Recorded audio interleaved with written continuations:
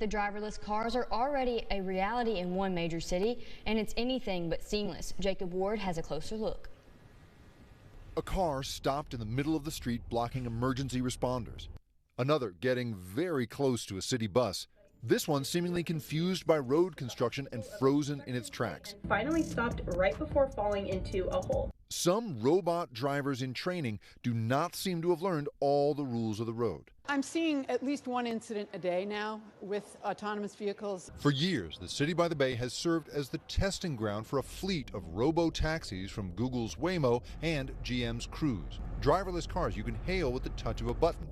But when things go wrong, they are a traffic nightmare and posing real roadblocks for first responders. The autonomous vehicle just came and blocked them. And Fire Chief Janine Nicholson's people say without a driver at the wheel, robot cars often make the wrong choice around fire trucks. They stop in the middle of the street and turn their emergency blinkers on anytime they see flashing lights on an emergency vehicle. When a fire department has to roll out on a call like this, if they can't get to a fire in time, every minute that goes by, the fire can double in size. Firefighters describe driverless cars rolling into fire scenes, running over hoses, even having to break windshields to stop a vehicle. the technology is not ready for prime time. The director of transportation here says 911 calls about robot cars have tripled in the last year.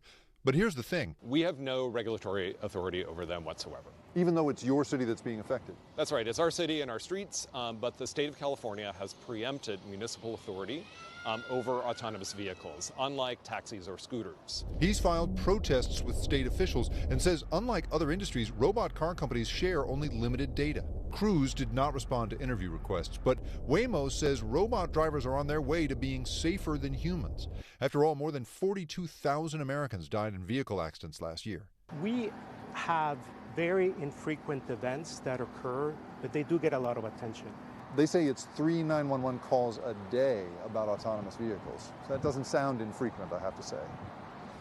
What I mean is relative to the number of miles that we drive and relative to the number of emergency vehicle contacts that we face on a day-to-day basis. Waymo's chief safety officer says that every mile of the millions driven in California and Arizona teaches the whole fleet new skills. And the company is expanding service here. LA is next. We hope to increase the number of rides 10x by next summer. A tenfold expansion of autonomous vehicles here in San Francisco would have a dramatic impact on congestion. It would result in significant delays to our transit system and to emergency vehicle response time. And it might even cause a threat to safety, to hear you tell it. Yes. Jake Ward, NBC News, San Francisco. Here at NBC 10, we have officially kicked off our 5th annual Homeless Veterans